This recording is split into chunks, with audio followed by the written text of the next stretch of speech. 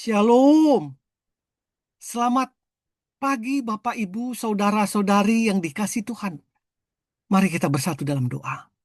Segala puji, hormat, dan syukur kami karena kasih-Mu yang tiada berkesudahan buat hidup kami. Tuhan, pagi hari ini kami ingin mendengar firman-Mu Tuhan. Mengenai iman kami. Iman yang tidak sekedar hanya iman yang biasa-biasa saja. Tetapi iman yang penuh pengharapan dan percaya kepadamu. Berbicaralah Bapa. Amin. Dicari orang beriman, bukan sekedar beragama. Landasan firman Tuhan diambil dari Lukas 7 ayat 1 sampai 10 mengatakan, setelah Yesus selesai berbicara di depan orang-orang itu, masuklah ia ke Kapernaum. Di situ ada seorang perwira yang mempunyai seorang hamba yang sangat dihargainya. Hamba itu sedang sakit keras dan hampir mati. Ketika perwira itu mendengar tentang Yesus, ia mengutus beberapa orang tua-tua Yahudi kepadanya untuk meminta dia datang dan menyembuhkan hambanya. Mereka datang kepada Yesus dan dengan sangat mereka meminta pertolongannya, katanya, "Ia layak engkau tolong, sebab ia mengasihi bangsa kita, dan dialah yang membangun rumah ibadat untuk kami." Lalu Yesus pergi bersama-sama dengan mereka. Ketika ia tidak jauh lagi dari rumah perwira itu menyuruh sahabat-sahabatnya untuk mengatakan kepadanya, "Tuan, janganlah bersusah-susah, sebab aku tidak layak menerima Tuan di dalam rumahku. Sebab itu aku juga menganggap diriku tidak layak untuk datang kepadamu. Tetapi katakan saja sepatah kata dan hambaku itu akan sembuh.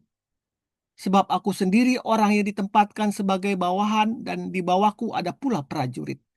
Jika aku berkata kepada seorang prajurit itu pergi, maka ia pergi. Dan kepada seorang lagi datang, maka ia datang. Ataupun kepada hambaku kerjakanlah ini, maka ia akan mengerjakannya."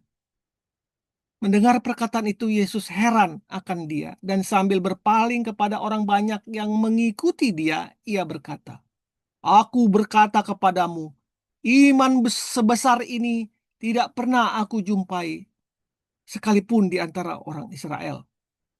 Setelah orang-orang yang disuruhnya itu kembali ke rumah, mereka mendapati hamba itu telah sehat kembali.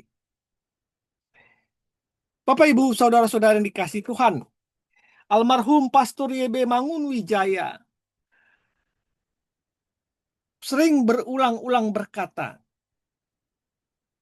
bahwa yang diperlukan dalam gereja Tuhan adalah orang beriman, bukan sekedar orang beragama.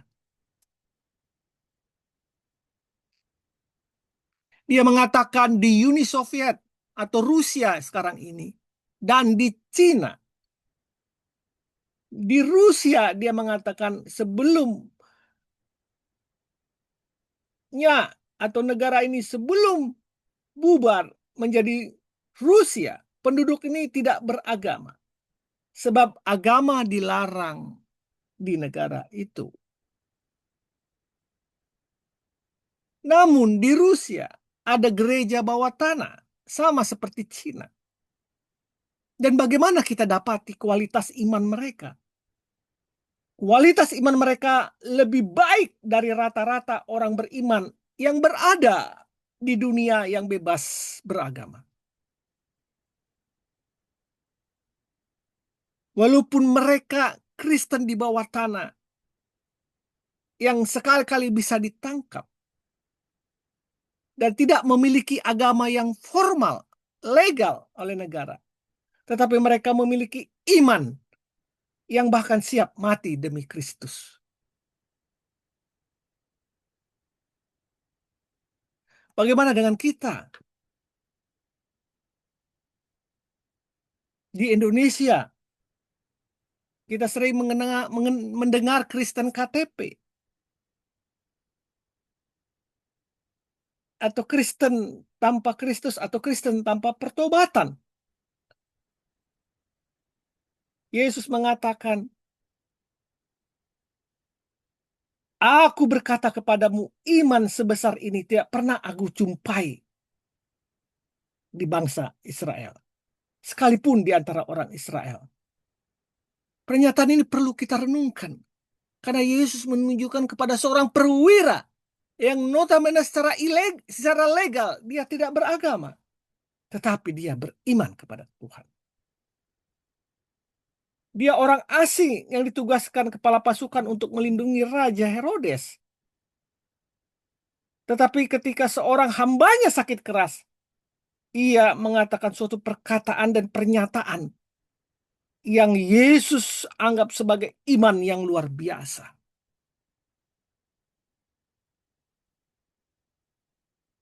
Fenomena ini menunjukkan kita disadarkan bahwa beragama itu beda dengan beriman, Bapak Ibu. Beragama itu sangat berbeda dengan beriman.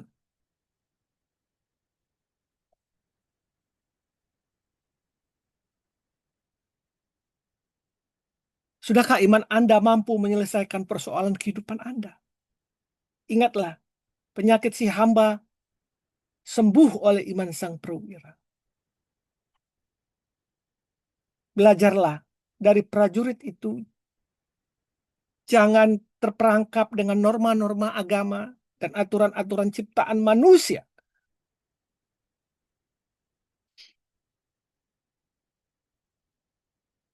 Menjadi seorang aktivis gereja tidak salah. Itu baik. Tetapi berhati-hatilah. Jangan sampai Anda hanya dikenal sebagai seorang yang rajin beraktivitas di gereja, tetapi di hadapan Tuhan Anda adalah orang yang tidak beriman.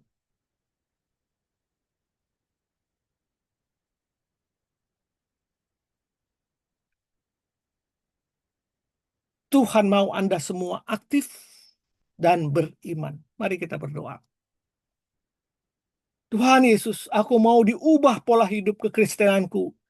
Jadikan aku orang yang beriman, Tuhan. Dan tidak sekedar menjadi orang yang beragama yang kaku. Biarlah imanku mampu menyelesaikan setiap persoalan di dalam Engkau.